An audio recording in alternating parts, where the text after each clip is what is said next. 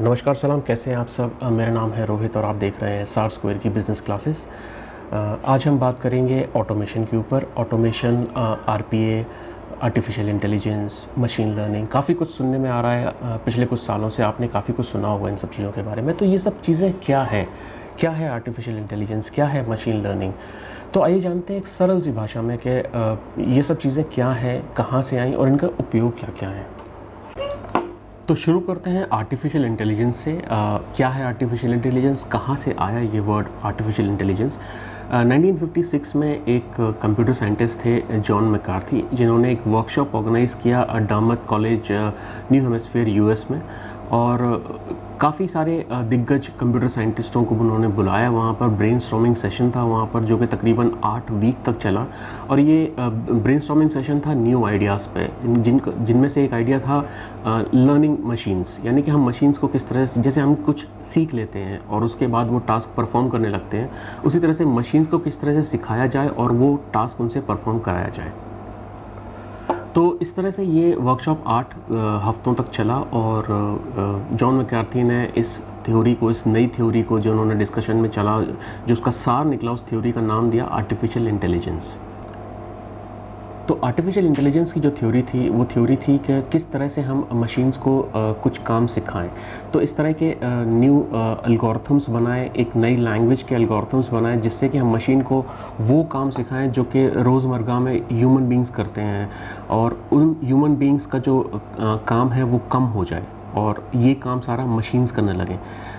इस थ्योरी को artificial intelligence नाम दिया गया, कॉइन किया गया ये वर्ड आर्टिफिशियल इंटेलिजेंस, जैसा कि बोला जाता है। तो जैसा कि हर रिसर्च में होता है, काफ़ी टाइम लगता है।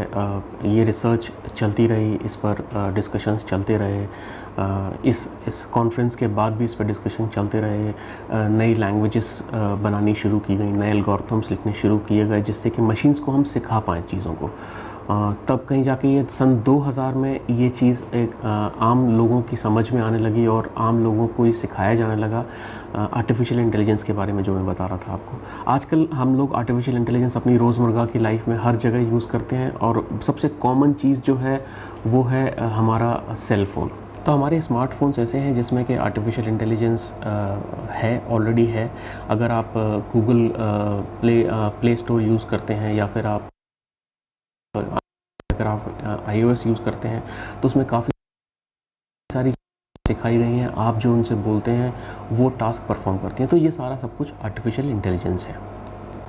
आर्टिफिशियल इंटेलिजेंस के बारे में मैं आपको काफ़ी कुछ बताऊंगा, बट इससे पहले मैं आप दूसरा टॉपिक कवर करते हैं। तो दूसरा हमारा टॉपिक है मशीन या एमएल। मशीन लर्निंग या एमएल एक सबसेट है आर्टिफिशियल इंटेलिजेंस का। यूँ कह लीजिए कि हमें आर्टिफिशियल इंटेलिजेंस क्रिएट करने के लिए एल्गोरिथम बना के मशीन को जो सिखाना है, राइट, उसको हम मशीन लर्निंग कहते हैं। जितना ज़्यादा डेटा हम अपने एल्गोरिथम्स में डालते हैं, जितना ज़्यादा हम मशीन्स को सिखाते हैं, उतनी ही ज़्यादा वो मशीन्स सीखती हैं और स्ट्रॉन्ग बनती हैं डिसीजंस लेने के लिए, कि किस तरह का डिसीजन उनको उस प्रोसेस या उस पर्टिकुलर प्रोग्राम में लेना है। तो ये मशीन लर्निंग है। अगर हम दूसरी तरह से बोलें तो मशीन लर्निंग एक ऐसा मेथड है जिसके तहत हम आर्टिफिशियल इंटेलिजेंस क्रिएट करते हैं। हम डेटा एल्गोरिथम्स वगैरह लिखते हैं, उस डेटा एल्गोरिथम्स के ज़रिए हम मशीन्स को सिखाते हैं कि उनको किस तरह से काम करना है। तो जितना ज़्यादा डेटा हम अपने एल्गोरिथम्स में यूज़ करते हैं, उतनी ही ज़्यादा मशीन्स सीखती हैं। इसको हम डीप लर्निंग भी कहते हैं, डीप लर्निंग।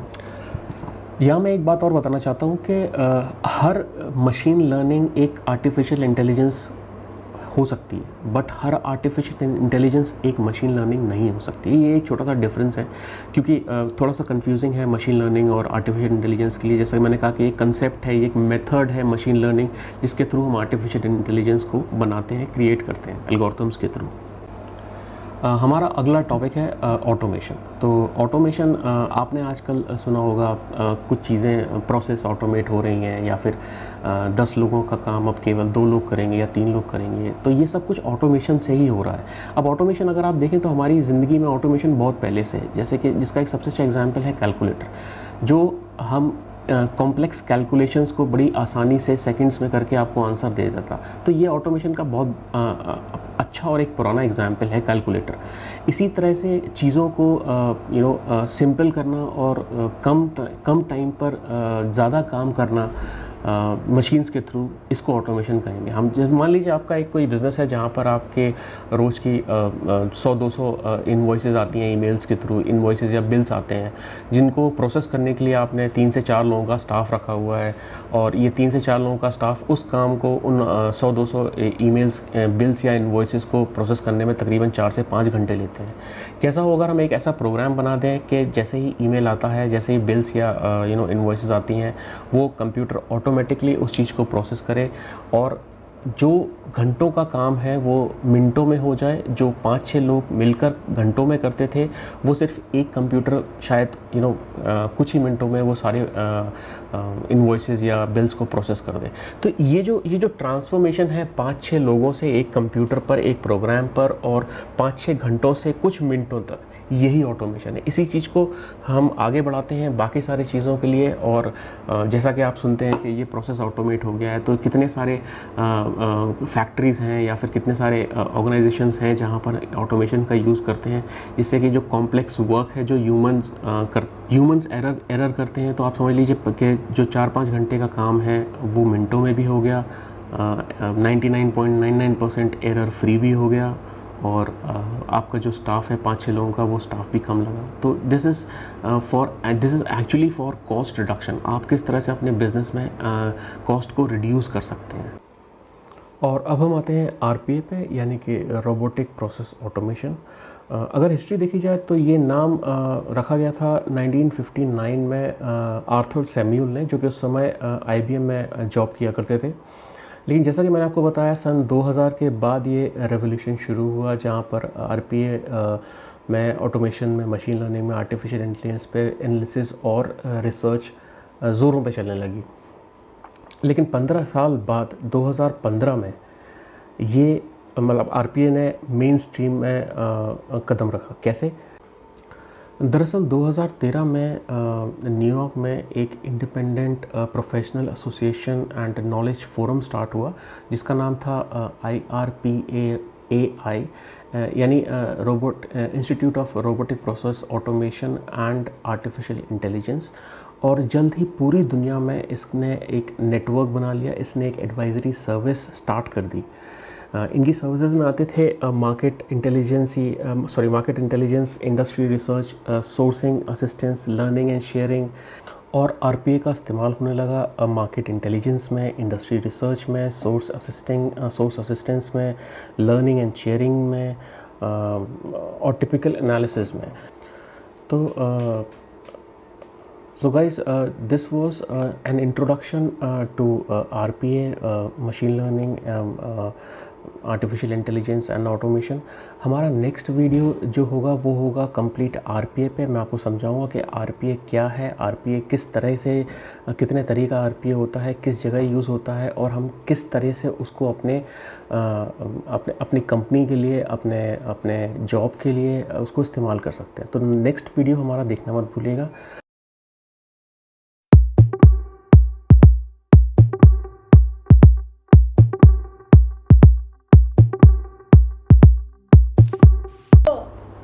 नमस्कार, सलाम, कैसे हैं आप सब। आज मैं आपके लिए लेके आया हूँ हमारे पहले एपिसोड जो हमने पहले दिखाया था, जिस पे हम लोगों ने बात किया था ऑटोमेशन पे, RPA पे, मशीन लर्निंग पे। आज हमारा पार्ट 2 है, जिस पे हम सब बात करेंगे RPA के बारे में। तो क्या है RPA, कहाँ यूज़ होता है, कैसे यूज़ होता है, ये सब हम आज आपको आज के वीडियो में बताएंगे। तो शुरू करेंगे हम RPA की डेफिनेशन के साथ। RPA की डेफिनेशन इंग्लिश में है, बट मैं कोशिश करूंगा उसको आपको हिंदी में समझाने की।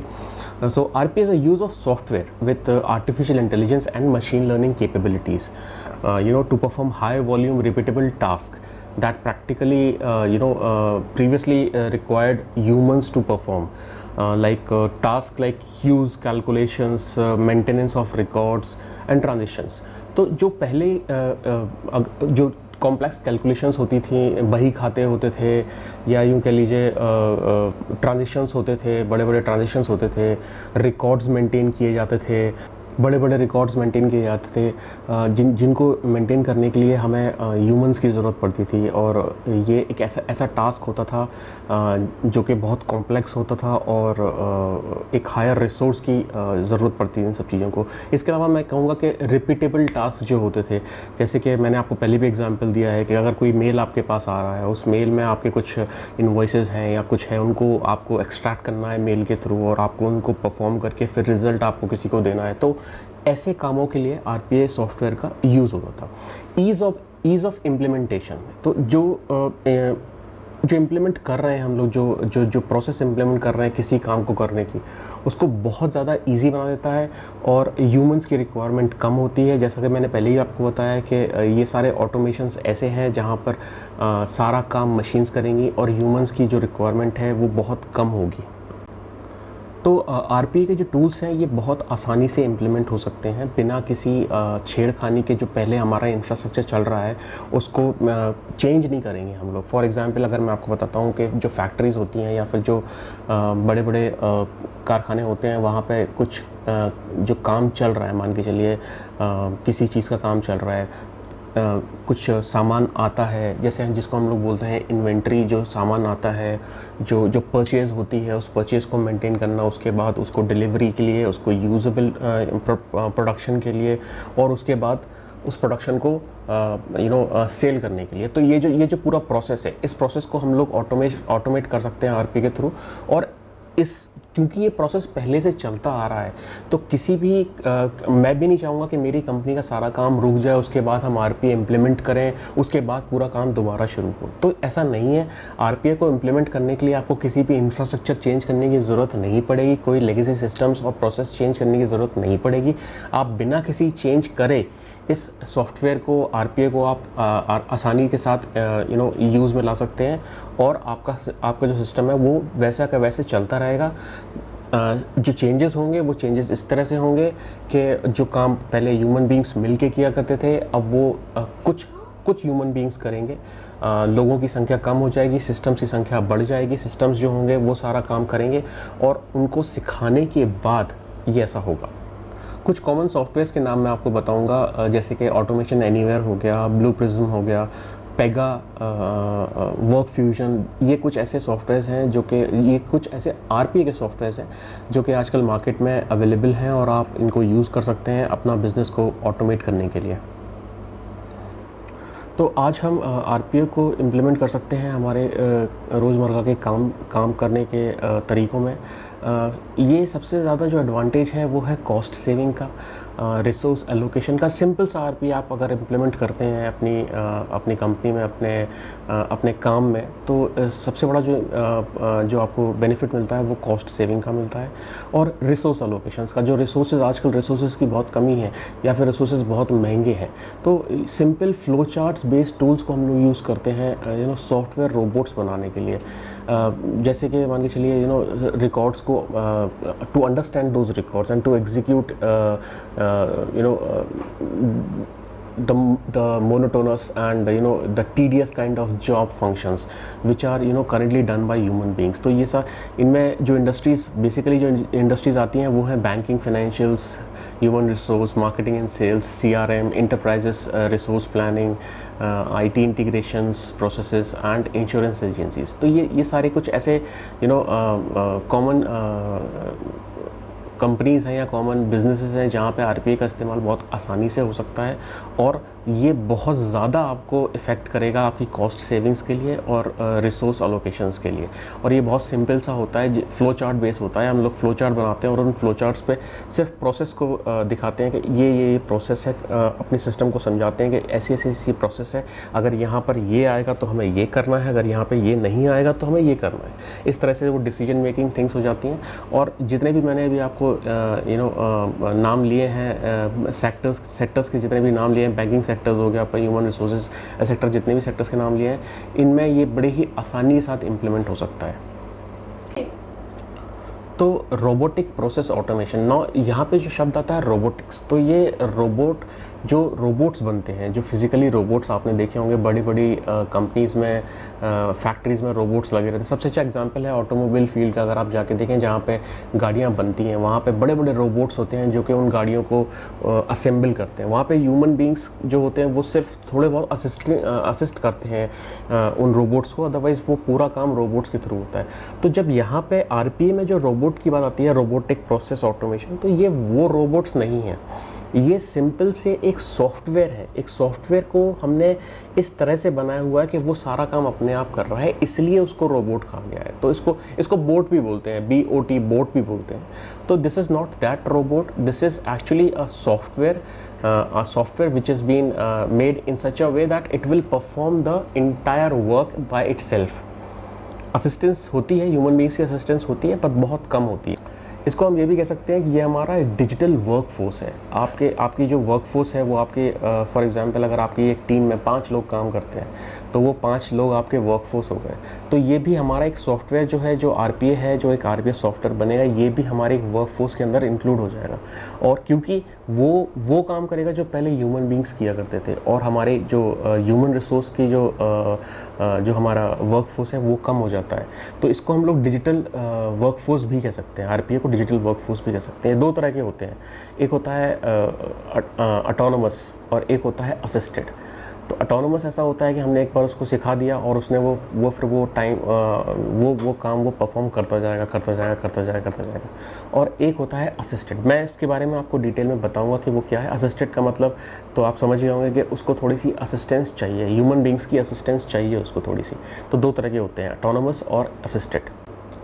अब आप कहेंगे कि इतना सब कुछ तो ठीक है, इतना सब कुछ करना है हमें, सिस्टम्स में चेंजेस करने हैं, सॉफ्टवेयर यूज़ करना है, बट इसका फ़र्क या फिर इसका इफ़ेक्ट कितना पड़ेगा? तो अगर हम कॉस्ट बेनिफिट एनालिसिस करते हैं आरपीए इम्प्लीमेंटेशन के बाद, जो प्रोसेस इंप्रूवमेंट होगा उसके बाद, तो कॉस्ट सेविंग्स जो है, तो ये जो रोबोट है, जो मैंने बताया, जो सॉफ्टवेयर रोबोट है, ये आपका 10 से 20% cost of full time onshore employ, यानी कि आपके फुल टाइम एम्प्लॉय जो आपके ऑनशोर पर है, उनका 10 से 20% कॉस्ट ये तुरंत के तुरंत ही रिड्यूस कर देता है, जैसे ही आप इसको इम्प्लीमेंट करते हैं अपने सिस्टम्स में। एक्यूरेसी के बारे में अगर हम बात करें कि एक्यूरेसी कितनी होती है, तो robot based process they are accurate and eliminate human error. मान के चलिए हमारा एक बंदा कुछ काम करता है, उस बंदे के एक एरर होती है, वो एरर हो जाती है, लेकिन वो उस टाइम समझ में नहीं आती, या तो जब हम लोग उसको जब वो काम पूरा हो जाता है, या तो फिर क्वालिटी कंट्रोल या क्वालिटी चेक उसका होता है, तब उसकी एरर समझ में आती है। नेक्स्ट टाइम ज़रूरी नहीं है कि वो तो सेम एरर दोबारा ना करे, वो दोबारा भी हो सकती है एरर। बट रोबोट्स या फिर आरपीए सॉफ्टवेयर्स में क्या है कि जब हम इसको टेस्ट करते हैं, जब हम इसका टेस्टिंग करते हैं, तो हमें पता चलता है कि हमने यहाँ पर इस एल्गोरिथम में ये पर्टिकुलर एक जगह ऐसी छोड़ी हुई है जहाँ से ये एरर हो रही है, हम उसको ठीक कर देते हैं। हम इस प्रोग्राम को बार बार रन करते हैं और जितनी भी इसकी एरर्स हैं वो एरर्स हटा देते हैं, एरर फ्री कर देते हैं। उसके बाद हम इसको इम्प्लीमेंट करते हैं, तो हम ये कहेंगे कि ये एक एरर फ्री हो जाता है। यानी कि जैसा मैंने आपको बताया कि ये आपका डिजिटल वर्कफोर्स है, तो आपका एक ऐसा एम्प्लॉय बन जाता है जो कि एरर करेगा ही नहीं, तो 100% आपकी एक्यूरेसी रहेगी आपके काम में। तो ये आपकी एक्यूरेसी की बात हो गई। जबकि ह्यूमंस का जो एरर करते हैं वो एरर रिपीट भी कर सकते हैं। अब हम आते हैं इसकी एफिशिएंसी के बारे में। तो efficiency they work easily without any for example, आप 8 घंटे काम कराते हैं एक बंदे से, उसको आप आधे घंटे खाने का ब्रेक देते हैं, फिर एक 15 मिनट चाय का ब्रेक देते हैं, उसके बाद फिर एक 15 मिनट चाय का ब्रेक देते हैं। वो बंदा बार बार उठ के जाता है अपनी सीट से, कुछ नेचर कॉल के लिए जाता है या फिर किसी से फ़ोन पे बात करने जाता है। बट रोबोट्स या फिर आरपीए सॉफ्टवेयर को ऐसा नहीं है। आई मीन जो उसकी एफिशिएंसी रहेगी वो आपके एक ह्यूमन बीइंग जो काम करता है उससे कहीं ज़्यादा रहेगी।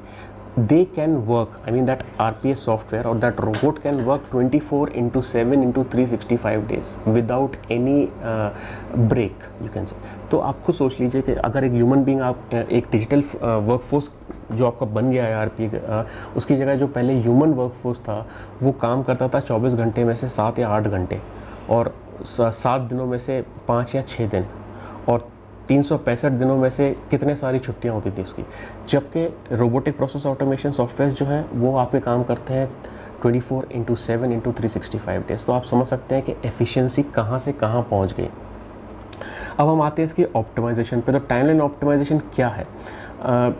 एग्जिस्टिंग, जैसे मैंने आपको पहले बताया कि जो भी आपका एग्जिस्टिंग सिस्टम चल रहा है, जो भी आपका एग्जिस्टिंग इंफ्रास्ट्रक्चर चल रहा है, उसको हम बिना डिस्टर्ब किए इस प्रोसेस को इम्प्लीमेंट कर सकते हैं। तो हमें किसी भी चीज़ को कुछ भी चेंजेस नहीं करने हैं, जो काम चल रहा है वो काम चलता रहेगा। उस काम के चलते चलते ही हमें जहाँ पर ये आरपीए का सॉफ्टवेयर इम्प्लीमेंट करना है वो इम्प्लीमेंट कर देंगे, और आपका जो रोज़ का काम है वो काम रुकेगा भी नहीं। तो जो टाइमलाइन है इसकी, जो ऑप्टिमाइजेशन की टाइमलाइन है, दैट इज़ मिनिमल। अब अगर हम यहाँ पे बात करें रिटर्न ऑन इन्वेस्टमेंट की, तो जो कॉस्ट सेविंग है आरपीए इम्प्लीमेंटेशन के बाद, वो 30 से 200% आपको फर्स्ट ईयर में मिलना शुरू हो जाएगा। क्योंकि जैसा कि मैंने आपसे कहा कि ये बेसिकली कॉस्ट सेविंग का एक रामबाण है। कॉस्ट सेविंग आपकी से यूँ होगी क्योंकि आपके एम्प्लॉयज़ कम होंगे, आपके 5-6 लोगों का या 10 लोगों का काम सिर्फ एक सिस्टम करेगा, तो आपकी कॉस्ट सेविंग बहुत ज़्यादा होगी इसमें। जो हाईली मैनेज्ड इंटरप्राइजेस हैं, दे हैव फाउंड कि जो रोबोटिज़म है वो बहुत ही चीप और क्विक मेथड है उनकी कंप्लाइंस को हैंडल करने का। आप जानते हैं कि कंप्लाइंस को हैंडल करना, कंप्लाइंस डिपार्टमेंट ही एक अलग होता है। आपका एक प्रोसेस है, उस प्रोसेस में आपको A B C D इस तरह से आपको सारे 1 बाय 1 सारे स्टेप्स करने हैं। अगर एक भी स्टेप चूकता है और वो एक कॉम्प्लेक्स प्रोसेस है तो वो कंप्लाइंस में आ जाता है कि you have not done that properly. But when it comes to robotism, when it comes to RPA, जैसा कि मैंने आपको बताया कि अगर आप एक बार मशीन को ढंग से एक बार वो पूरा फ्लो चार्ट बता देंगे तो वो कोई भी स्टेप मिस नहीं करता। तो this is one of the best way to get better capabilities on your company compliance। तो इस वीडियो में मैंने आपको बताया कि RPA has evolved since early of 2000। The area of application of RPA includes banking, insurance, supply chain and manufacturing industries. These are the industries where RPA can be simply used. All simple and rule-based repetitive tasks can be automized using RPA. So we can use RPA to automate all repetitive tasks, tedious jobs जो होते हैं। मैं आपको कुछ examples दे देता हूँ। जैसे कुछ एग्जांपल्स हो गए कि आपको बैंक में जाना है, आपको बैंक के लिए एक अकाउंट खोलना है। जब आप बैंक में जाते हैं तो बंदा आपसे एक फॉर्म भरवाता है। वो फॉर्म भरवाता है तो जब अगर उनके पास वो आरपीए इम्प्लीमेंट होगा तो वो बंदा आपसे फॉर्म नहीं भरवाएगा। आप एक सिस्टम के सामने जाएंगे, सिस्टम आपसे क्वेश्चन पूछता जाएगा, आप उसको जवाब देते जाएंगे और वो फॉर्म भर जाएगा, जैसा कि आजकल ऑनलाइन आपको देखने को मिल रहा है। तो these are nothing but these are the usage of RPA tools, RPA software. Next video में मैं आपको बताऊँगा कि आरपीए किस तरह से काम करता है, क्या फंक्शंस हैं उसके, कितने तरह के आरपीए बोर्ड्स होते हैं, ये मैं आपको नेक्स्ट वीडियो में बताऊंगा। तो नेक्स्ट वीडियो देखना मत भूलिएगा। Thank you.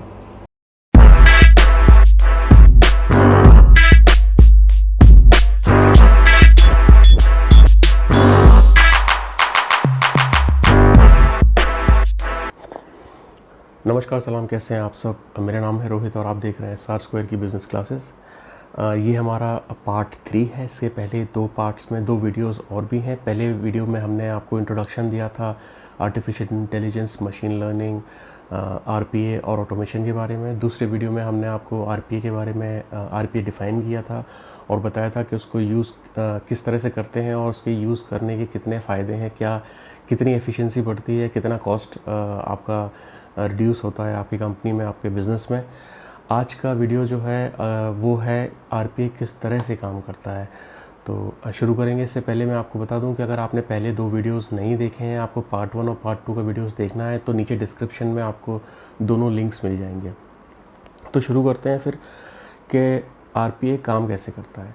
तो जैसा कि मैंने पहले वीडियोज़ में आपको बताया कि जो फिज़िकल रोबोट्स होते हैं, जो बड़े बड़े इंडस्ट्रियल रोबोट्स होते हैं, जो इंडस्ट्रीज़ में काम करते हैं, जो फैक्ट्रीज़ में काम करते हैं, तो उनका जो काम होता है वो फैक्ट्री के फ्लोर पर होता है। वो फैक्ट्री, जैसे मैंने आपको एग्जांपल दिया था ऑटोमोबाइल इंडस्ट्री का। ऑटोमोबाइल इंडस्ट्री में जो बड़े बड़े रोबोट्स होते हैं वो कारों के अलग अलग पार्ट्स को मिला के उनको असेंबल करके वो कार बनाते हैं। बहुत सारे रोबोट्स होते हैं, हर तरह के रोबोट्स होते हैं और ह्यूमंस की जो असिस्टेंस होती है वो बहुत कम होती है। बाकी सारा काम वो रोबोट्स ही करते हैं। ये मैंने आपको पिछले वीडियो में बताया था।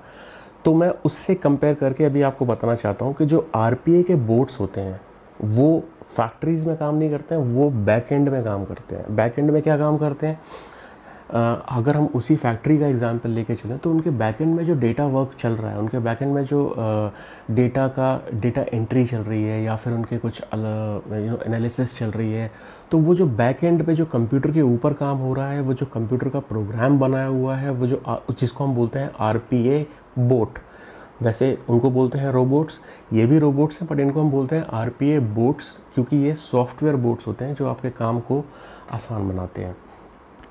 तो ये उनका काम करने का तरीका है कि वो एक सिस्टम में एक प्रोग्राम के तौर पर आरपीए इम्प्लीमेंट हो जाता है और उसके बाद वो सारा काम करते हैं। अब इन काम में काफ़ी सारे डिफरेंट काम्स मैं आपको पहले ही बता चुका हूँ, दोबारा बताऊँ अगर तो आरपीए जो बोट होता है वो एक तरह से आपका एक वर्चुअल एम्प्लॉय होता है। मतलब जैसे एक एम्प्लॉय का काम होता है, फॉर एग्जांपल अगर आपने उस एम्प्लॉय को काम दिया हुआ है कि आपको ये सारी डेटा एंट्री करनी है और उसके बाद डेटा एंट्री के बाद आपको यहाँ पे ये डिसीजन लेना है कि अगर ऐसा होता है तो हम ये करेंगे, अगर ऐसा नहीं होता है तो हम ये करेंगे।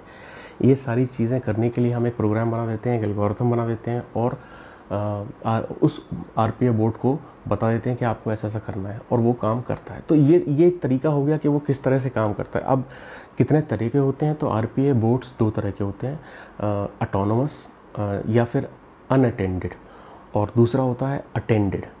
तो एक एक करके समझते हैं। ऑटोनोमस अनअटेंडेड मतलब ऑटोनोमस, एक बार आपने रोबोट को बता दिया कि उसको क्या करना है, उसको सारे स्टेप्स गिना दिए कि ये स्टेप्स करना है, यहाँ से डेटा आता है, यहाँ से प्रोसेसिंग शुरू होती है, ऐसा ऐसा ऐसा ऐसा करना है, यहाँ पे एक डिसीजन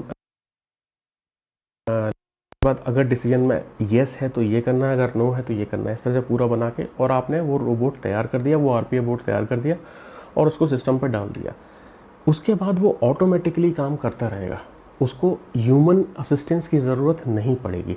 देखिए हर चीज़ को, उस रोबोट को स्टार्ट करने के लिए, ट्रिगर करने के लिए, जैसे हम कुछ जब सॉफ्टवेयर को स्टार्ट करते हैं तो हम उसको बोलते हैं ट्रिगर करना, तो उसको ट्रिगर करने के लिए असिस्टेंस की ज़रूरत नहीं पड़ेगी। हाँ, वो किसी दूसरे रोबोट से ट्रिगर हो सकता है। आप समझ रहे ना मैं क्या कहना चाह रहा हूँ? मैं ये कहना चाहता हूँ कि वो जो बोट बनेगा वो बोट होगा ऑटोनोमस अनअटेंडेड, उसको कोई भी असिस्टेंस नहीं चाहिए होगी ह्यूमंस की। अगर कोई असिस्टेंस है उस बोट को स्टार्ट करने के लिए तो वो कोई और बोट होगा जो उसको स्टार्ट कर देगा। तो ये होते हैं अनअटेंडेड रोबोट्स या अनअटेंडेड आरपीए बोट्स या फिर ऑटोनोमस जिनको हम बोलते हैं। अनअटेंडेड रोबोट्स के लिए मैं एक चीज़ और बताना चाहता हूँ कि ये जो होते हैं ये डायरेक्ट मशीन्स पर होते हैं या सर्वर्स पर होते हैं जो कि ऑटोमेटिकली काम करते रहते हैं। ये यूज़र मशीन्स पे बहुत कम पाए जाते हैं, या यूँ कह लीजिए कि क्योंकि यूज़र मशीन्स तो ऐसे ही वो हो जाएंगी, जब यूज़र काम करेगा तो वो काम करेंगे। तो ये डायरेक्ट या तो सर्वर्स पे होते हैं या फिर ये सेल्फ रनिंग मशीन्स जो होती हैं, छोटे छोटे सर्वर्स भी बोल सकते हैं, उन पर होते हैं। अब हम आते हैं दूसरे पार्ट पर जो है अटेंडेड। अभी हमने बताया था आपको ऑटोनोमस या अनअटेंडेड, अब ये जो बता रहा हूँ ये है अटेंडेड बोट्स, यानी अटेंडेड आरपीए बोट्स। जैसे कि नाम है अटेंडेड, तो ये इनको असिस्टेंस की ज़रूरत पड़ती है। ये ऐसे बोट्स हैं जो यूज़र मशीन्स पर ही होते हैं और यूज़र इनको ट्रिगर करता है, यानी यूज़र इनको स्टार्ट करता है, तब कहीं जाकर ये काम करना शुरू करते हैं। फॉर एग्ज़ाम्पल अगर आप एक लैपटॉप यूज़ करते हैं तो जब आप लैपटॉप खोलेंगे, जब आप लैपटॉप स्टार्ट करेंगे, उसके बाद कोई एप्लीकेशन, कोई बोट उसके अंदर होगा, उस एप्लीकेशन पे आपको क्लिक करना पड़ेगा, तब कहीं जाके वो बोट स्टार्ट होगा। तो ये हो गए आपके अटेंडेड, तो ये अटेंडेड बोट्स हैं। ये आपके डिफरेंट ऑप्शंस पे लॉन्च कर सकते हैं आप, जैसे आपके अगर आपका कोई सर्वर या आपका कुछ डिवाइस आपका एम्बेडेड है किसी यूज़र मशीन्स के थ्रू, तो वो यूज़र मशीन्स के थ्रू आप उसको स्टार्ट कर सकते हैं क्योंकि आपका एम्बेडेड है वो। उसके बाद कुछ कंडीशंस पे ऑटो रन हो जाते हैं। जैसे मान के चलिए हमारा एक लैपटॉप है और इस लैपटॉप से हमारा एक दूसरा लैपटॉप कनेक्टेड है और दोनों से डेटा इंटरफेस कनेक्टेड है जो किसी तीसरे डिवाइस के साथ। अगर हमारा पहला लैपटॉप अपग्रेडेशन में जाता है और ऑटोमेटिकली अपग्रेड होने लगता है, तो हम एक कंडीशन लगा देते हैं कि अगर ये लैपटॉप अपग्रेडेशन में जाता है, अपग्रेड होना शुरू कर देता है, तो इस लैपटॉप के बजाय वो जो रेप्लिका हमने दूसरा बनाया हुआ है उस रेप्लिका के थ्रू वो प्रोग्राम स्टार्ट हो जाए, यानी कि ट्रिगर हो जाए। तो डिफरेंट डिफरेंट तरीके हैं, दो बता चुका हूँ मैं आपको। पहला हो गया अगर आपका कोई मशीन, दूसरी मशीन आपके लैपटॉप से या आपके डेस्कटॉप से एम्बेडेड है तो आप वहाँ से उसको ट्रिगर कर सकते हैं, स्टार्ट कर सकते हैं। दूसरा हो गया आपका auto run based on conditions, तो कंडीशंस के ऊपर बेस होता है कि अगर ऐसा ऐसा हुआ तो हम इसको स्टार्ट कर देंगे। तो वो कंडीशंस भी हमने एज अ ह्यूमन बीइंग हमने लगा के रखी हुई है कि हमारे सिस्टम में अगर ऐसा हुआ तो हम वो जैसे अगर कंडीशंस पे हमारे ए आती है तो हम ये वाला बोर्ड स्टार्ट करते हैं, हमारी कंडीशंस बी आती है तो हम ये वाला बोर्ड स्टार्ट करते हैं। तो दोनों बोर्ड्स जो हैं ये दोनों अटेंडेड बोर्ड्स हैं, क्योंकि ये हम ट्रिगर कर रहे हैं या एक यूज़र ट्रिगर कर रहा है। तो अभी तक मैंने आपको दो तरह के आरपीए बोर्ड्स बताए, अनअटेंडेड या फिर ऑटोनोमस, और दूसरा अटेंडेड। अब एक तीसरे तरह का भी होता है जिसको हम बोलते हैं हाइब्रिड। हाइब्रिड जो होता है वो अगर हम अटेंडेड को और अनअटेंडेड को मिला के एक बोर्ड बनाएं तो वो हो गया आपका हाइब्रिड बोर्ड। इस हाइब्रिड बोर्ड के ज़रिए हम मल्टीपल काम्स मल्टीपल जो काम है आपके वो एक बार में कर सकते हैं। फॉर एग्जांपल अगर मैं आपको बताऊं हाइब्रिड आरपीए बोर्ड का, तो जैसे आप किसी शोरूम में जाते हैं तो फॉर एग्जांपल आप किसी ऐसे शोरूम में जाते हैं जहाँ पे एक टैब लगा हुआ है, उस टैब पे आपको अपना नाम पता सब कुछ भरना होता है। उसके बाद फिर आप जब सबमिट करते हैं तो वो डेटा जो है वो बैकएंड पे चला जाता है। जब वो बैकएंड पे जाता है तो बैकएंड से फिर वो डेटा उस डेटा के ऊपर कुछ काम होता है, काम होने के बाद वो रिज़ल्ट निकलता है। तो इसमें दोनों तरह के बोर्ड्स शामिल हैं। इसमें दोनों तरह के बोर्ड्स ऐसे शामिल हैं कि जो पहला जब हम स्क्रीन पे जो टैब की स्क्रीन पे जब हम अपना नाम पता वगैरह टाइप कर रहे हैं तो वो एक अटेंडेड बोर्ड हो गया, क्योंकि उसको मैं एज अ यूज़र मैंने उसको ट्रिगर किया। उसके बाद वो ट्रिगर करके वो जो डेटा है वो पहुंचता है अनअटेंडेड या फिर ऑटोनोमस बोर्ड के पास। अब देखिए इस अटेंडेड बोर्ड ने अनअटेंडेड बोर्ड को ट्रिगर किया डेटा देने की। जैसे उसने डेटा दिया अनअटेंडेड बोर्ड को, वो ट्रिगर हुआ और उसने अपनी डेटा प्रोसेसिंग शुरू कर दी। तो ये इस साइकिल में या इस बोर्ड में दोनों बोर्ड्स मिले हुए हैं, अटेंडेड और unattended. So we call them as a hybrid boards. So guys, तीन तरह के आरपीए बोर्ड्स हो गए, अटेंडेड, अनअटेंडेड या ऑटोनोमस और हाइब्रिड। नाउ मैं आपको बताऊंगा कि किस तरह से हम आरपीए बोर्ड्स को सेटअप करते हैं। तो देयर आर 4 वेज, 4 तरीके हैं आरपीए बोर्ड्स को सेटअप करने का। पहला तरीका है प्रोग्रामिंग। तो अगर आप एक प्रोग्रामर है, अगर आपको प्रोग्रामिंग आती है तो आप उस प्रोग्रामिंग को यूज़ करके आप बोर्ड्स को बताते हैं कि प्रोग्राम को किस तरह से काम करना है, कहाँ काम करना है और किन किन प्रोग्राम्स को लेकर काम करना है। तो ये हो गई आपकी प्रोग्रामिंग। लेकिन गुड न्यूज़ ये है कि आज के ज़माने में हमें आरपीए बोर्ड्स को सेटअप करने के लिए प्रोग्रामिंग की ज़रूरत नहीं है। मैं बताऊंगा आपको आगे चल के कैसे होता है। दूसरा तरीका है GUI, जिसको हम बोलते हैं ग्राफिकल यूज़र इंटरफेस। तो जो मैंने आपको कुछ एग्जांपल्स दिए थे, जैसे UI पाथ हो गया, ऑटोमेशन एनीवेयर हो गया, पेगा हो गया, ये सारे ग्राफिकल यूज़र इंटरफेस हैं।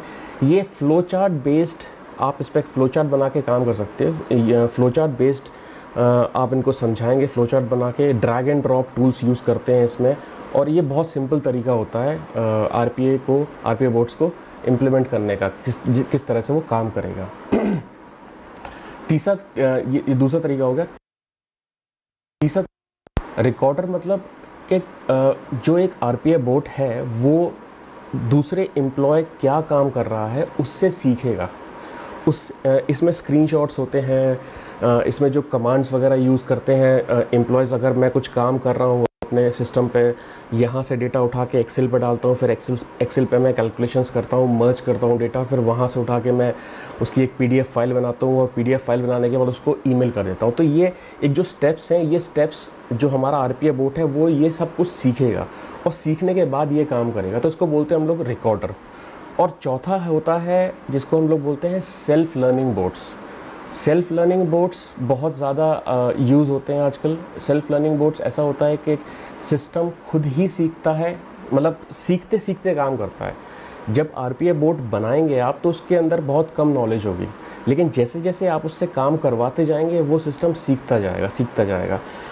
आपने सुना होगा जैसे गूगल असिस्टेंस है, आप लोग मोबाइल पे यूज़ करते हैं गूगल असिस्टेंस। जब आप शुरू करते हैं अपना मोबाइल फ़ोन, जब आपने नया फ़ोन ख़रीदा हुआ या आपने नई आईडी बनाई होगी गूगल पे गूगल असिस्टेंस यूज़ करने के लिए, तो उस पर इतने सारे फंक्शंस नहीं थे, लेकिन जैसे जैसे आप उसको यूज़ करते रहते हैं वो रिकॉर्ड करती रहती है चीज़ों को। जैसे मान के चलिए वो सीखती रहती है, रिकॉर्ड नहीं, वो सीखती रहती है। आपका घर प्लेस ए पर है और आपका ऑफिस प्लेस बी पर है। अगर आप फ्रीक्वेंटली ट्रैवल करते हैं ए प्लेस से बी प्लेस तक, तो आपका जो आपका गूगल असिस्टेंट है उसको पता चल जाता है कि आप रोज़ सुबह इतने बजे से यहाँ से वहाँ जाते हैं, और कुछ दिनों के बाद वो आपको एक नोटिफिकेशन देना शुरू कर देती है कि आपको आपके ऑफिस पे या फिर आपके काम पे जाने के लिए आपको 1 घंटा लगेगा क्योंकि इतना इतना ट्रैफिक है। या फिर आप दूसरा एग्जांपल दे रहा हूँ, आप किसी चीज़ का बिल हर महीने भरते हैं, आपके पास हर महीने एक मेल आता है कि आपको अपने ब्रॉडबैंड का या फ़ोन का बिल भरना है। तो जैसे आप हर महीने वो आपके पास मेल आता है और हर महीने आप बिल भरते हैं, धीमे धीमे गूगल को समझ में आ जाता है। तो these are self learning bots जो खुद सीखते हैं। सेल्फ लर्निंग बोट्स का सिर्फ एक ड्रॉबैक है कि they can make error because they are working real time सीख रहे हैं, रियल टाइम का एरर। और ये वजह है, इसीलिए सेल्फ लर्निंग बोट्स को ऑडिट की ज़रूरत पड़ती है। Audit is required for self learning bots. लेकिन self learning bots are the easiest way to deploy. सबसे आसान तरीका है बोट को यूज़ करने का, जो है सेल्फ लर्निंग बोट्स का। तो गाइज़, आज के वीडियो में शुरुआत से हमने सीखा कि हमारे तीन तरह के आरपीए बोट्स होते हैं। होते दो तरीके हैं, लेकिन तीसरा तरीका होता है जो दोनों तरीकों को मिला के बनता है। पहला तरीका था ऑटोनोमस या अनअटेंडेड, दूसरा था अटेंडेड, तीसरा था हाइब्रिड। ये तरीके हैं, ये 3 तरह के आरपीए बोट्स होते हैं। उसके बाद हमने सीखा कि आरपीए बोट्स को किस तरह से यूज़ करते हैं। तो पहला तरीका है इम्प्लीमेंट करने का प्रोग्रामिंग, दूसरा तरीका है GUI या फिर ग्राफिकल यूज़र इंटरफेस, जिसके मैंने आपको एग्जांपल्स भी बताए थे, और तीसरा तरीका है रिकॉर्डिंग, जो कि एम्प्लॉयज़ के एक्शंस को देख के रिकॉर्ड करता रहता है और काम करता रहता है, और चौथा तरीका है सेल्फ लर्निंग बोट्स। ये 4 तरीके होते हैं आरपीए टूल्स को सेटअप करने, आरपीए बोट्स को सेटअप करने के। सो गाइस, नेक्स्ट वीडियो में हम एक बिज़नेस केस डिस्कस करेंगे, जिससे कि आपको अभी तक का जो कुछ हम लोगों ने सीखा है वो सब कुछ आपको समझ में आ जाएगा। प्रैक्टिकली आपको एक आइडिया लग जाएगा कि किस तरह से क्या चीज़ें किस तरह से काम करती हैं। तो नेक्स्ट वीडियो देखना मत भूलिएगा, जिसमें हम एक बिज़नेस केस डिस्कस करेंगे। Thank you, bye.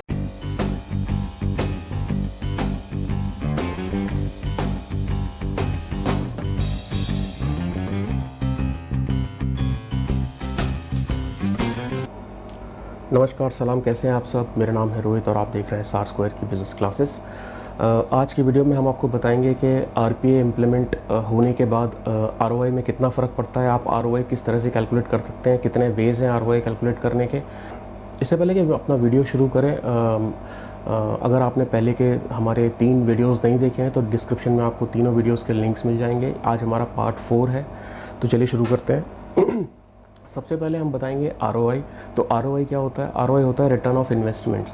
अगर आप जितना आप इन्वेस्ट करते हैं अपनी कंपनी में, माल बनाते हैं, माल बनाने के बाद बेचते हैं, या फिर आप सर्विस इंडस्ट्री में है जहाँ के आपके पास एम्प्लॉयज़ हैं, आपके क्लाइंट्स के लिए वो सर्विसेज देते हैं, तो जितना आप इन्वेस्टमेंट कर रहे हो अपने काम में, अपने प्रोजेक्ट में, उसका जो रिटर्न आता है आपके पास, तो that is equals to ROI. Now ROI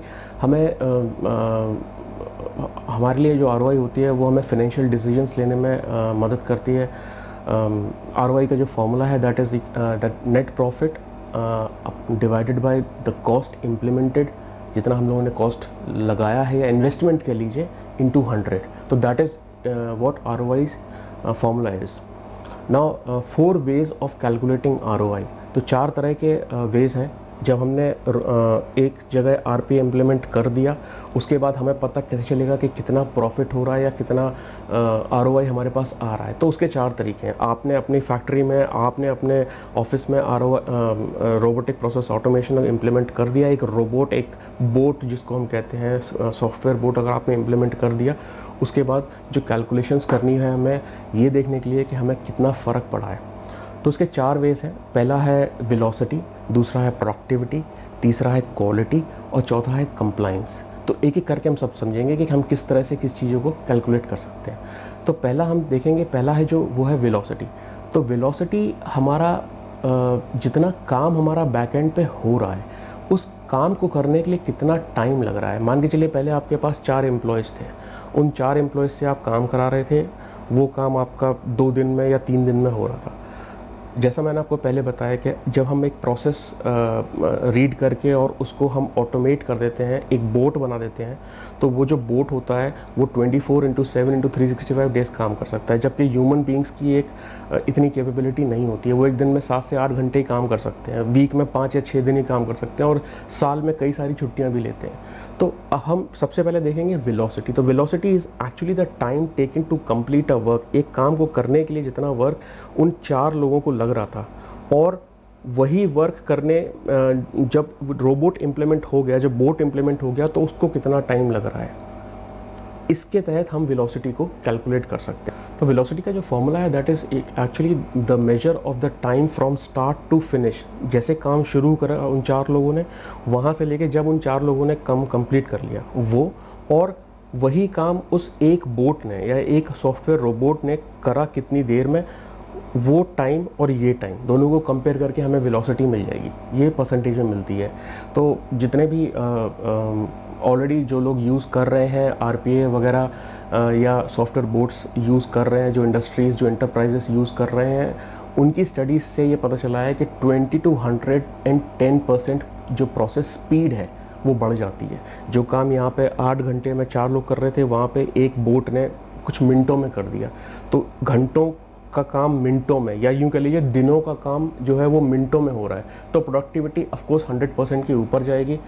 तो सिंपल भाषा में बोला जाए तो वेलोसिटी को कैलकुलेट करने के लिए हमें सिर्फ ये पता करना है कि हमारा जो काम है वो पहले 4 लोग कितने टाइम में कर रहे थे, और वही काम हमारा बोट इम्प्लीमेंटेशन के बाद वो काम कितनी देर में लगा। दोनों को कंपेयर करेंगे तो हमें उसकी वेलोसिटी मिल जाएगी। जो लोग ऑलरेडी इम्प्लीमेंट कर चुके हैं, जो रिसर्च कर रहे हैं इस पर, जो बड़े बड़े एनालिस्ट हैं और जिन्होंने आरपीए डिप्लॉय किया, उसके बाद they have found that 20 to 110% आपको जो प्रोसेस स्पीड है वो बढ़ जाती है।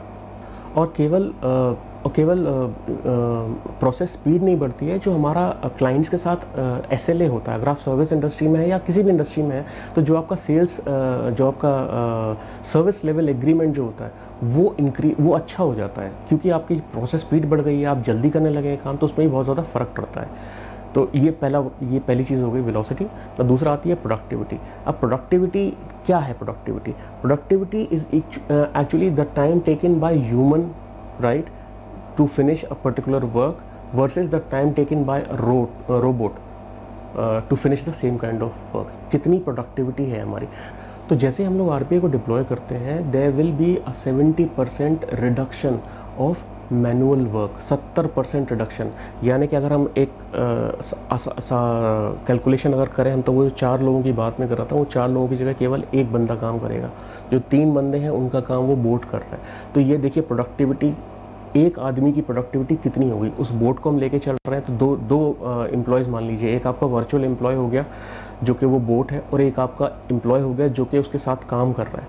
तो 4 लोगों की जो प्रोडक्टिविटी थी, अब वही सेम प्रोडक्टिविटी 2 लोग दिखा रहे हैं। रिसर्चर्स ने कहा है कि these RPA implementation will give you a productivity increase of around 1000%। सुनने में बड़ा अजीब सा लगता है 1000%, but this is a truth. तो इससे हमारी एफिशिएंसी बढ़ती है, इससे हमारा इफ़ेक्टिवनेस ज़्यादा होती है, जो स्केलेबिलिटी है उस पर। और प्रोडक्टिविटी का भी सेम आसान सा एक फार्मूला है कि जो काम 4 लोग कर रहे थे पहले, वो काम अब 2 लोग कर रहे हैं। तो द टाइम टेकन और नंबर ऑफ़ एम्प्लॉयज़, कि पहले 4 एम्प्लॉयज़ थे, अब 2 एम्प्लॉयज़ हैं, एक एम्प्लॉय और एक वर्चुअल एम्प्लॉय जो हमारा बोट है। तो दिस इज़ अबाउट प्रोडक्टिविटी। उसके बाद आती है क्वालिटी। मैंने आपको पहले बताया है कि जैसे हम लोग जब इम्प्लीमेंट करते हैं आरपीए को, तो हमें उस पर करेक्ट रूल्स लगाने हैं, हमें करेक्ट गवर्नेंस लगानी है, हमें करेक्ट डिसीजंस लगाने हैं। अगर हमने एक बार सारी चीज़ें सही लगा दी, डिसीजंस, गवर्नेंस, या फिर जो भी काम आप कर रहे हैं, रूल्स लगाने हैं आपको कि अगर ऐसा हो तो हमें ये काम करना है, अगर ऐसा नहीं हो तो हमें ये काम करना है। अगर आपने ये सब कुछ ठीक से लगा के रखा हुआ है, तो हमारा जो क्वालिटी है वो 100% आती है। इसमें कोई भी एरर होने का, जो ह्यूमन एरर्स होते हैं, उसका कोई चांस ही नहीं है। क्योंकि हमने पहले, जब हम आरपीए को इम्प्लीमेंट करते हैं, उसके पहले हम कई सारी बार टेस्टिंग कर लेते हैं। टेस्टिंग करने पे जब हमें पता चलता है कि हमारे सारे जो एल्गोरिथम्स हैं, जो हमारे सारे स्टेप्स हैं, जो परफेक्ट है, तो हमारा जो ह्यूमन एरर का जो चांस होता है वो बिल्कुल ख़त्म हो जाता है, तो हमारा 100% क्वालिटी आती है। क्वालिटी का जो फॉर्मूला है वो भी सिंपल है कि हम आरपीए डिप्लॉय करने से पहले कितने एरर्स कर रहे थे और आरपीए डिप्लॉय करने के बाद कितने एरर्स कर रहे हैं। तो बाद का जो क्वालिटी परसेंटेज आएगा दैट विल बी 100%, क्योंकि कोई एरर नहीं होगी। जो हमारा चौथा पार्ट है आरओआई कैलकुलेट करने का, वो है कंप्लाइंस। पहले भी कंप्लाइंस के बारे में बताया है कि कंप्लाइंस एक ऐसा इशू है जो कि हर कंपनी में होता है। हमें कुछ पर्टिकुलर स्टेप्स फॉलो करने पड़ते हैं अपने प्रोसेस के लिए, अपने काम के लिए। अगर हम उनमें से एक भी स्टेप छूट जाता है तो हमारी कंप्लाइंस फेलियर होता है। जब हम आरपीए इम्प्लीमेंट करते हैं तो अगर हमने करेक्ट डिसीजंस लिए हुए हैं, अगर हमने सही तरह से सही एल्गोरिथम्स लगाई हुई है, सही जगह पे सही रूल्स लगाए हुए हैं, तो हमारा कोई चांस ही नहीं बनता है कि हम कोई स्टेप्स भूल जाएं जो हमें स्टेप्स करने हैं उस प्रोसेस के लिए।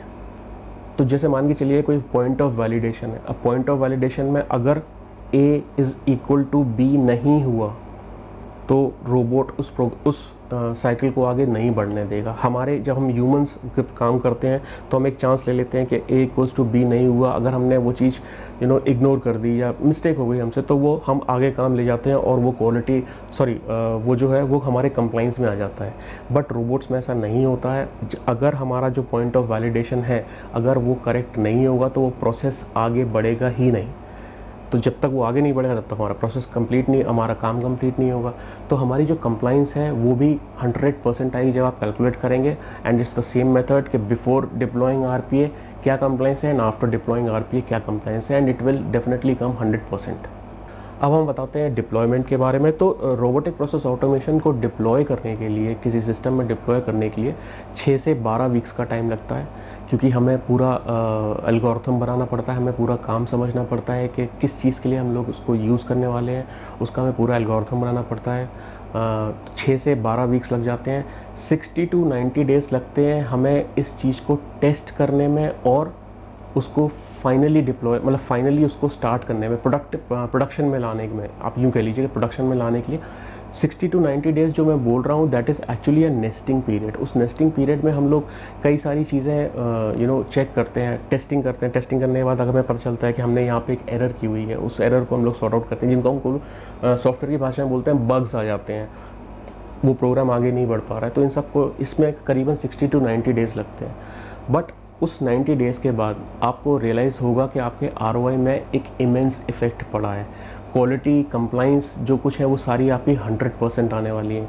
वेलोसिटी आपकी in terms of the human, previously when human was doing the same kind of task, और रोबोट्स जो चेंज हुए हैं, रोबोट काम करने लगा है, तो आपकी जो वेलोसिटी है वो भी आपको बहुत इंक्रीज़ हो जाएगी। और एंड में जो प्रोडक्टिविटी मैंने आपको बताई थी, तो प्रोडक्टिविटी तो आपकी डेफिनेटली अच्छी होगी, क्योंकि जो रोबोट्स होते हैं वो 24/7 इंटू 365 डेज़ काम करेंगे, उनको कोई छुट्टी की ज़रूरत नहीं है। तो आपकी प्रोडक्टिविटी बहुत अच्छी हो जाएगी। सो गाइस, आज के वीडियो में हमने देखा कि आरओआई को किस तरह से कैलकुलेट करेंगे after implementing RPA into a company और इनटू अ फैक्ट्री और इनटू एन एंटरप्राइजेस। और आरओआई को कैलकुलेट करने के कितने तरीके होते हैं, 4 तरीके होते हैं, और आरपीए को डिप्लॉय करने में कितना टाइम लगता है। नेक्स्ट वीडियो में मैं आपको एक ऐसा केस बताऊंगा जिसमें आपको आरपीए डिप्लॉय कैसे होगा एक इंटरप्राइज में, ये पता चलेगा। तो नेक्स्ट वीडियो देखना मत भूलिएगा, जिसमें हम आपको बताएंगे कि किस तरह से हम आरपीए को डिप्लॉय कर सकते हैं एक एंटरप्राइज में।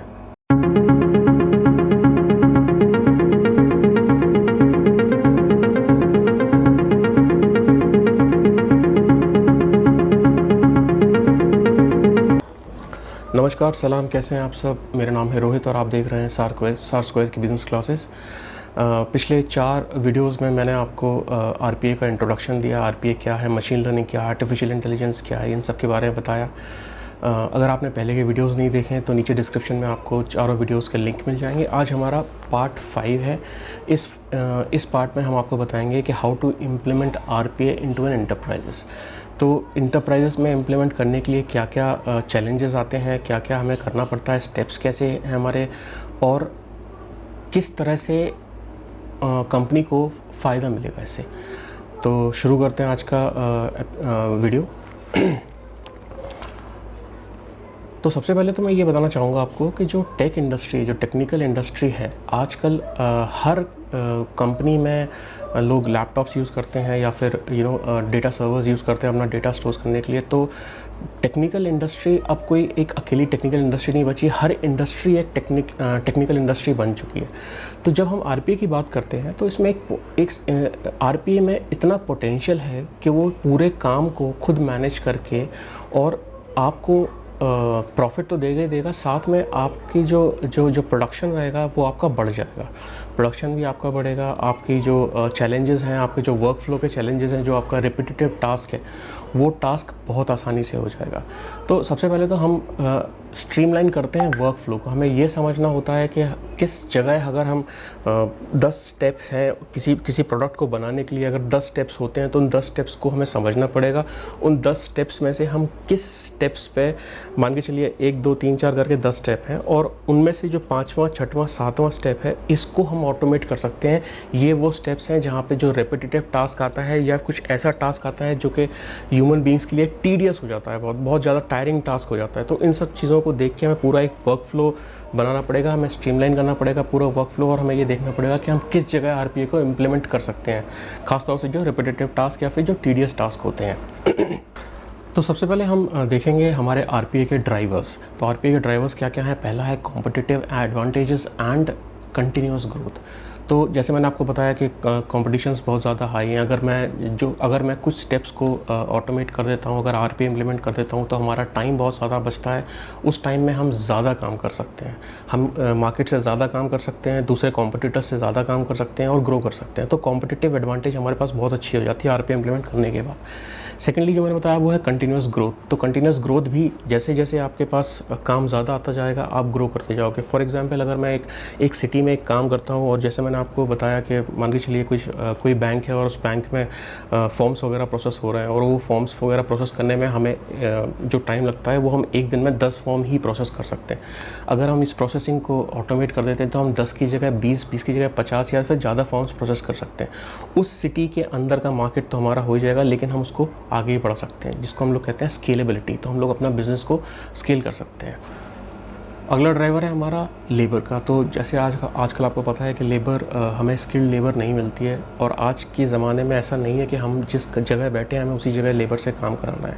लोगों ने आउटसोर्स करना शुरू कर दिया है काम। तो मान के चलिए हमारे पास अगर एक एचआर डिपार्टमेंट है, तो हम एचआर, हो सकता है मेरी जो एचआर है वो मेरे कंपनीज़ की जो सारी पॉलिसीज़ वगैरह देख रही है वो किसी दूसरी कंट्री में बैठी हुई है। तो ये जो कॉस्ट सेविंग है वो काफ़ी बढ़ जाती है, क्योंकि वो जो एचआर जो दूसरी कंपनी में बैठी हुई है उसने आउटसोर्सिंग के काम लिए हुए, उसने मुझसे भी काम लिया हुआ है, किसी दूसरे बंदे से भी काम लिया हुआ है। तो यहाँ पे हमारी जो कॉस्ट सेविंग्स आती है, जो हमारी आउटसोर्सिंग एडवांटेजेस आते हैं, वो आरपीए से बढ़ जाते हैं। तीसरा हमारा है challenges faced by the BPO industry. BPO industry आपको मालूम है, बिजनेस प्रोसेस आउटसोर्सिंग की जो इंडस्ट्री है। बीपीओ इंडस्ट्री एक ऐसी इंडस्ट्री है जहाँ पर सबसे ज़्यादा ध्यान दिया जाता है कस्टमर सेटिस्फैक्शन पे, हमारे कितने जो प्रोसेस होते हैं उनकी गवर्नेंस पे ध्यान दिया जाता है। हमारा जो बजट होता है बहुत लिमिटेड होता है।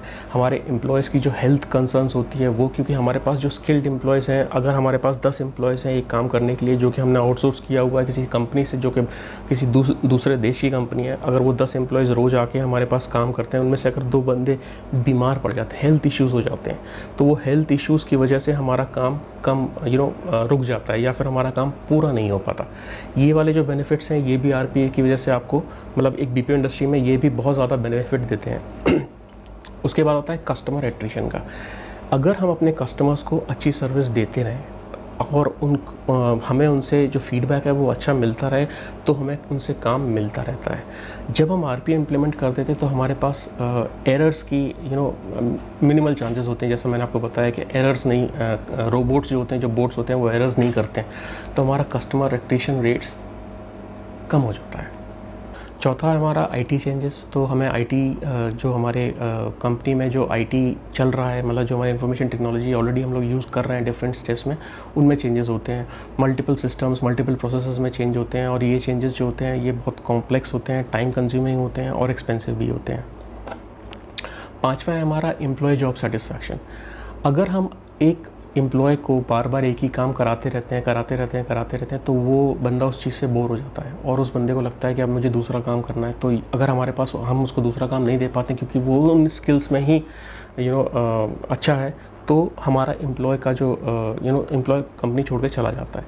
तो हम जब आरपीए इम्प्लीमेंट कर देते हैं तो इससे हमें ये फ़ायदा होता है कि हम उन एम्प्लॉयज़ को क्रॉस ट्रेन कर सकते हैं हाई वैल्यू टास्क के लिए और उनको नया टास्क या नया काम दे सकते हैं, जिससे कि एम्प्लॉय सेटिस्फेक्शन बढ़ जाता है, एम्प्लॉय की ग्रोथ बढ़ जाती है, एम्प्लॉय की ट्रेनिंग्स वगैरह बढ़ जाती हैं और हमारी कंपनी को प्रॉफिट होता है कि हम उन एम्प्लॉयज़ को नए काम के लिए यूज़ कर सकें।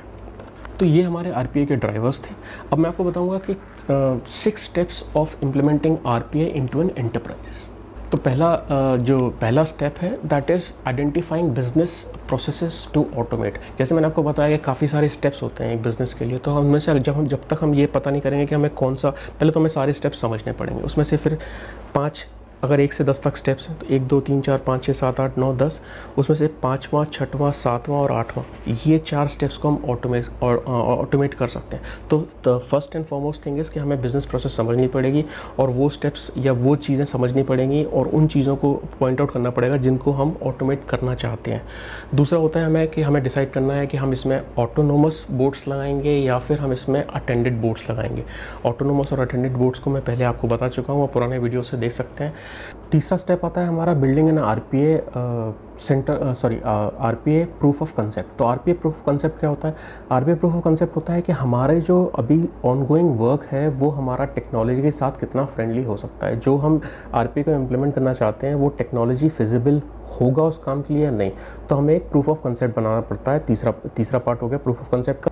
चौथा है हमारा सीओई, बिल्डिंग अ सीओई, यानी कि सेंटर ऑफ एक्सीलेंस। तो सेंटर ऑफ एक्सीलेंस में वी चेक कि हमारी जो बोर्ड्स हम इम्प्लीमेंट कर रहे हैं उनकी यूटिलिटीज़ क्या क्या है, कितने और जो पहले एम्प्लॉयज़ कर रहे थे उनका यूटिलाइजेशन कितना था और इनका यूटिलाइजेशन कितना है, ये हम कंपेयर कर सकते हैं ये।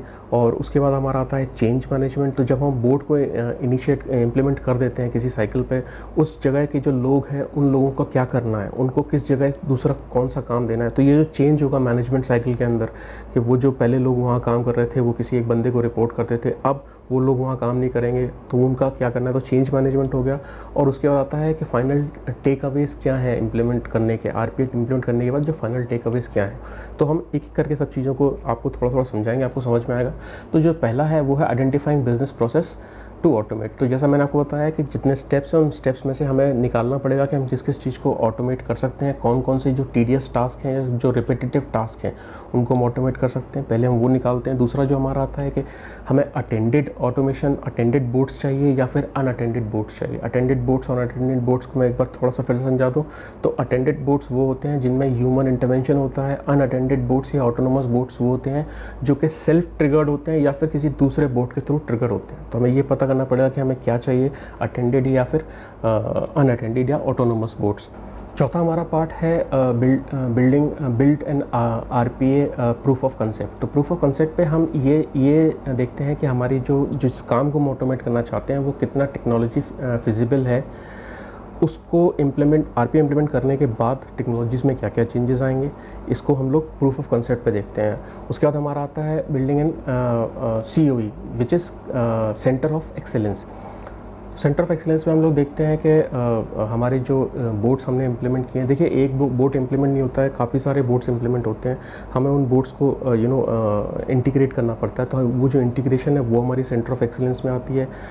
हमारी जो यूटिलाइजेशन है, क्योंकि हम ये चाहते हैं कि हमारा जो एक बोर्ड हो वो मैक्सिमम यूटिलाइज हो काम करने के लिए, तो ये सब कुछ हम लोग सेंटर ऑफ एक्सीलेंस में देखते हैं। यहाँ पे हम ये भी देखते हैं कि हमारी जो मेंटेनेंस आएगी, जो कॉस्ट आएगी वो कितनी आएगी।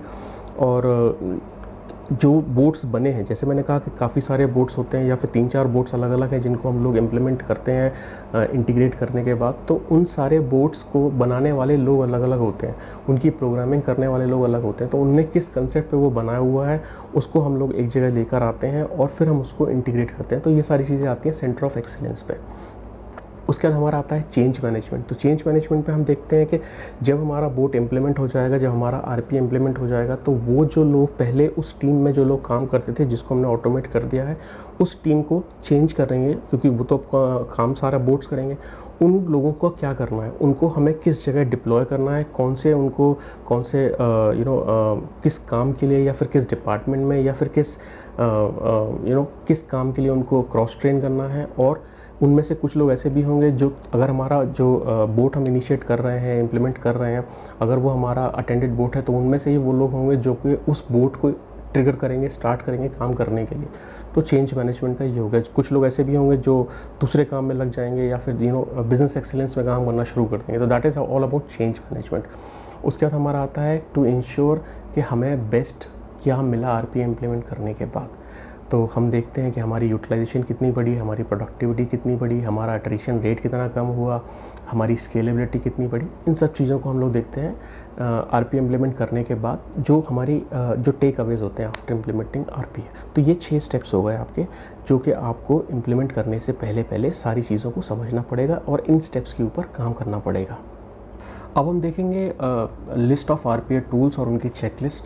तो जो पहला है वो है फर्स्ट जनरेशन बोट्स। तो फर्स्ट जनरेशन बोट्स वो हैं या फिर वो थे जो कि प्रोग्रामेबल बोट्स थे, जिनको इनपुट की ज़रूरत पड़ती है। जो डेवलपर्स प्रोग्राम्स बनाते हैं और उन बोट्स को इनपुट्स की ज़रूरत पड़ती है। दूसरे होते हैं कॉग्निटिव या फिर इनको हम और भी कहते हैं कि इंटेलिजेंट ऑटोमेटेड रोबोट्स। तो इंटेलिजेंट ऑटोमेटेड रोबोट्स वो होते हैं जो कि नेचुरल लैंग्वेजेस को समझ लेते हैं। नेचुरल लैंग्वेजेस प्रोसेसिंग होती है, जैसे मान के चलिए इमेज रिकग्नाइजेशन। जैसे अगर मैं अपना फेस स्कैन करता हूँ और कहीं सेव कर देता हूँ और किसी चीज़ को ऑपरेट करने के लिए फेस रिकग्नाइजेशन सिस्टम लगा देता हूँ, तो जब मैं आऊँगा वो मेरा फेस स्कैन करेगा। तो that is image recognisation system, जो कि हमारा आता है इंटेलिजेंट ऑटोमेशंस में। इसमें आती है इसमें मशीन लर्निंग भी आती है कि हम लोग मशीन्स को सिखा देते हैं। ये बोट्स जो हैं ये काम कर लेते हैं अनस्ट्रक्चर्ड डेटा के साथ, एफिशिएंट होते हैं डिसीजन मेकिंग्स में। तो डिसीजन मेकिंग्स के लिए हम इनको यूज़ कर सकते हैं। जो तीसरा है वो है हमारा सेल्फ लर्निंग बोट्स। तो सेल्फ लर्निंग बोट्स होते हैं जो एम्प्लॉयज़ के एक्शंस को देख कर सीखते हैं, उनकी प्रोसेस को समझते हैं, फिर वो टेक ओवर कर लेते हैं उन प्रोसेसेस को। तो ये सेल्फ लर्निंग बोट्स होते हैं। अगर यहाँ पे कुछ भी चेंज आता है उन प्रोसेसेस में, तो फिर एक ह्यूमन इंटरवेंशन होना ज़रूरी है, क्योंकि अगर उस प्रोसेस में कोई चेंज आएगा तो हमें उस बोट को बताना पड़ेगा कि इस प्रोसेस में ये चेंज आया है। तो कोई भी नया इनपुट अगर आता है तो ह्यूमन की असिस्टेंस की ज़रूरत पड़ती है इन बोट्स को, जो सेल्फ लर्निंग बोट्स होते हैं। कंपनीज़ को आजकल क्या चाहिए? उनको इनोवेशंस चाहिए, उनको ग्रोथ चाहिए, उनको कॉस्ट कटिंग चाहिए, उनको सेविंग्स चाहिए, ज़्यादा प्रॉफिट ज़्यादा चाहिए। और ये जो आरपीए जो बोट्स हैं ये सारा काम करते हैं। अब हम बात करते हैं आरपीए फोकस्ड वेंडर्स की। तो जो फर्स्ट वेव आई थी आरपीए फोकस्ड वेंडर्स की, वो आई थी सन 2000 में। सन 2000 में सेल्स और प्रोग्रेसिव प्रोसेसेस इन्होंने शुरू की। ब्लू प्रिज्म जो कि फॉर्च्यून 500 कंपनीज़ के साथ काम करता है अभी, और यूआईपाथ जो कि फॉर्च्यून 10 कंपनीज के साथ काम करता है और टॉप 20 फाइनेंशियल इंस्टीट्यूट के साथ काम करता है। सेकेंड वेव ऑफ आरपीए आया सन 2010 में। ये लेके आए कॉग्निटिव या फिर हम जिनको इंटेलिजेंट बोट्स कहते हैं। ये कॉम्प्लेक्स प्रॉब्लम्स को सॉल्व करने में काफ़ी एफिशिएंट थे। ये सेल्फ लर्निंग भी थे। इनका एग्जांपल है जैसे कि वर्क फ्यूजन। तो वर्क फ्यूजन टॉप 20 कंपनीज़ में फॉर्च्यून 10 कंपनीज़ में काम करते हैं। उनके बिजनेस पार्टनर्स हैं आरपीए के लिए। बीपीओ प्रोवाइडर्स की अगर हम बात करें तो बीपीओ प्रोवाइडर्स जो होते हैं, जो किसी दूसरी कंपनी का काम ले के काम करते हैं, सर्विस प्रोवाइड करते हैं, वो डायरेक्टली काम करते हैं बड़े आरपीए वेंडर्स के साथ। तो आरपीए वेंडर्स उनके बिजनेस पार्टनर्स होते हैं जो कि उनके काम को आसान बनाते हैं। वो कंपनी से काम लेते हैं और आसानी से करते हैं। कंपनी फोकस करती है अपने बिज़नेस को और बढ़ाने में। अब हमें आरपीए के जो वेंडर्स अगर हम देखें या फिर आरपीए के जो टूल जो है इस समय मार्केट में, उनको चूज़ करने के लिए हमें कुछ प्राइमरी क्राइटेरिया देखना पड़ेगा। एक्सटर्नल जो वेंडर्स जो हम लेंगे तो हमें ये देखना पड़ेगा कि क्वालिटी वेंडर सपोर्ट कौन दे रहा है हमें, टेक्निकल क्राइटेरिया क्या है, आईटी सर्विसेज के साथ इम्प्लीमेंट कैसे करेंगे, ईज़ ऑफ यूज़ कितना है, कितना ईजी है हमारे लिए यूज़ करना या हमारे एम्प्लॉयज़ के लिए यूज़ करना, टोटल कॉस्ट कितनी है, लाइसेंस फ़ीस कितनी है, सेटअप कॉस्ट कितनी है। तो ये कुछ क्राइटेरियाज़ हैं जिसको हम पहले ध्यान देंगे इन क्राइटेरियाज़ पे, इससे पहले कि हम अपने लिए कोई आरपीए वेंडर्स चूज़ करें। तो आरपीए जो टूल सिलेक्शंस है, उस टूल सिलेक्शंस में हमें कुछ पॉइंट्स पहले देखने पड़ेंगे। टूल सिलेक्शंस के लिए हमें देखना पड़ेंगे कुछ पॉइंट, जैसे कि स्केलेबिलिटी हो गया, एनालिटिक्स हो गया, आर्किटेक्चर हो गया, इंटीग्रेशंस हो गए, एक्सेप्शनल हैंडलिंग हो गया, कॉन्फ़िगरेशन फीचर्स हो गए, डिप्लॉयमेंट फीचर्स हो गए, interface, security, technology, management and documentation. ये सारी चीज़ें हमें देखनी पड़ती हैं इससे पहले कि हम अपने लिए कोई टूल सेलेक्ट करें। अब टूल्स के जो लिस्ट है टूल्स में, तो कुछ टूल्स ऐसे हैं जो कि आजकल मार्केट में अवेलेबल हैं, जैसे मैंने आपको पहले ही बताया UiPath जो कि बेस्ट है टेक्नोलॉजी क्राइटेरिया में। अगर आप देखें ऑटोमेशन एनीवेयर है जो कि जिसका सबसे ज़्यादा मार्केट है पूरे वर्ल्ड में सबसे ज़्यादा मार्केट अगर किसी ऑटोमेशन टूल का है तो दैट इज़ ऑटोमेशन एनीवेयर। बहुत आसान है ये यूज़ करना और इसकी जो लर्निंग्स हैं वो बहुत इजी हैं। आदमी आसानी से इस चीज़ को समझ सकता है, सीख सकता है और इसको यूज़ करके बोट्स क्रिएट करके और सॉल्यूशंस प्रोवाइड कर सकता है। ब्लू प्रिज्म बेस्ट रोबोट्स हैं गवर्नेंस के लिए, जहाँ पे हमें पॉलिसीज़ डेवलप करनी है, पॉलिसीज़ रन करनी है, डिप्लॉयमेंट फीचर्स हो गए, उसके लिए ब्लू प्रिज्म हो गया। तो गाइज़ मैंने आज आपको बताया कि RPA को हम लोग जब इंटरप्राइज़ में इम्प्लीमेंट करेंगे तो हमें किन किन चीज़ों का ध्यान देना पड़ेगा, हमें क्या क्या चीज़ों किन किन चीज़ों के ऊपर हमें काम करना है, हमें किस चीज़ की ज़रूरत है, उनकी हमें सारी लिस्ट तैयार करनी है। तो गाइज़ वीडियो एंड करने से पहले एक छोटी सी केस स्टडी बताता हूँ मैं आपको, जो कि एक होटल की है, जहाँ पर जो रिसेप्शन का वर्क था, जो चेक इन चेकआउट्स था और जो कुछ इसमें कुछ चीज़ें जो उन्होंने ऑटोमेट की थी। तो जैसे आप जब जाते हैं किसी होटल में जाते हैं, आप चेक इन करते हैं तो आपके सामने एक कियोस्क होगा, कियोस्क एक स्क्रीन होगी, उस स्क्रीन पे आप अपने हिसाब से आप अपना रूम चूज़ कर सकते हैं, अपनी पेमेंट्स कर सकते हैं through card and through other payment methods. जब उसको आप कर देंगे तो आप जब रिसेप्शन पे पहुंचते हैं, रिसेप्शन में पहुंचने के बाद आपको एक डिजिटल की मिल जाती है, या फिर आपको एक कार्ड मिल जाता है जो कि वहाँ बैठा हुआ एक बोट आपको देता है। जो वो बोट है वो आपका, जो मैं डिजिटल की बात कर रहा हूँ, ये डिजिटल की होती है आपका फेस स्कैन हो जाता है। आपका फेस स्कैन होने के बाद जब आप अपने रूम में जाते हैं, आप अपने रूम के सामने खड़े होते हैं, तो जो वहाँ एक छोटा सा कैमरा लगा हुआ है, वो कैमरा आपके फेस को स्कैन करता है और आपका गेट खुल जाता है। यहाँ पे आपको की ज़रूरत नहीं है, आप अंदर चले जाते हैं, आपको की ज़रूरत नहीं है, आप बाहर आते हैं, आप जब चले जाते हैं बाहर और दोबारा जब अंदर आते हैं तो भी आपको वो आपका फेस रिकग्निशन। तो ये एक ऐसी केस स्टडी है जो कि होटल्स में यूज़ हो रही है, ये जापान में यूज़ हो रही है, जर्मनी में यूज़ हो रही है, काफ़ी सारे होटल्स हैं। जर्मनी में तो मैंने खुद इसको देखा है स्टुटगार्ट में, जहाँ पर ये चीज़ होती है, जहाँ पर रिसेप्शन पर कोई ह्यूमन बीइंग नहीं बैठा हुआ है, सिर्फ आप जाएंगे, बाहर आपका एक कियोस्क लगा होगा, आपका गेट ही जब खुलेगा जब आप उस पर रजिस्ट्रेशन कर लेंगे, या फिर अगर आपने पहले से रजिस्ट्रेशन किया हुआ है, इंटरनेट पे आपने अपने होटल बुक किया हुआ है, तो उस पर जो आपको रेफरेंस नंबर मिला है, वो रेफरेंस नंबर ले जाके जब आप कियोस्क पर डालते हैं तो आपको डिटेल मिल जाती है, आपको एक छोटी सी स्लिप मिल जाती है जो कि आपकी पेमेंट रिसीट होती है, उस पर आपका रूम नंबर्स वगैरह लिखे होते हैं। या फिर अगर फेस रिकग्निशन सिस्टम नहीं है जिन होटल्स में अभी, तो वो जैसे ही आप कियोस्क पे अपना डिटेल्स भरते हैं, पेमेंट करते हैं, तो आपका एक कार्ड आ जाता है वहाँ से, and that card is actually a security card या फिर अ की कार्ड जिसको हम बोलते हैं, जिसको आप एक्सेस कर रहे हैं, गेट खोल के अंदर जा सकते हैं, आप रिसेप्शन पे जाएंगे या फिर आप अपने रूम में जाना चाहें। जब आप अपने रूम पे भी जाते हैं तो वहाँ पे आपको चाबी नहीं मिलती है, वो एक जो एक की कार्ड होता है, वो की कार्ड आप लगाते हैं, उससे आप एक्सेस करके रूम के अंदर जा सकते हैं। तो the case study which is already been used in many hotels across the world। इस तरह से काफ़ी सारी चीज़ें हैं, ये तो मैंने आपको होटल्स की बता दी, काफ़ी सारी इंडस्ट्रीज़ है जहाँ पे RPA इम्प्लीमेंट हो रहा है। तो गाइस आज मैंने आपको बताया कि RPA इम्प्लीमेंट किस तरह से होता है एक इंटरप्राइज़ में, हमें किन किन चीज़ों का ध्यान देना पड़ता है, कौन कौन से पॉइंट्स हमें देखने पड़ते हैं, किन किन चीज़ों की तैयारी करनी पड़ती है, किस किस इंटीग्रेशंस को ध्यान में रखते हुए हमें RPA को इम्प्लीमेंट करना पड़ता है। गाइस आज हमारा ये 5वां वीडियो है जहाँ पर हमने आपको पूरा RPA from starting to implementation in enterprises पूरा आपको बता दिया। नेक्स्ट वीडियो मैं आपको बताऊंगा ऑटोमेशन एनीवेयर के बारे में। ऑटोमेशन एनीवेयर अगर आप सीखना चाहते हैं, if you want to learn Automation Anywhere, आप अगला वीडियो देखना मत भूलिएगा। और अगर आपको ये मेरी सीरीज़ पसंद आ रही है तो please like, subscribe and follow कर सकते हैं आप मुझे, जिसमें मैं आपको अगले जो वीडियोज़ आएंगे आपको नोटिफिकेशन मिल जाए उसकी वजह से। Thank you guys, thanks a lot.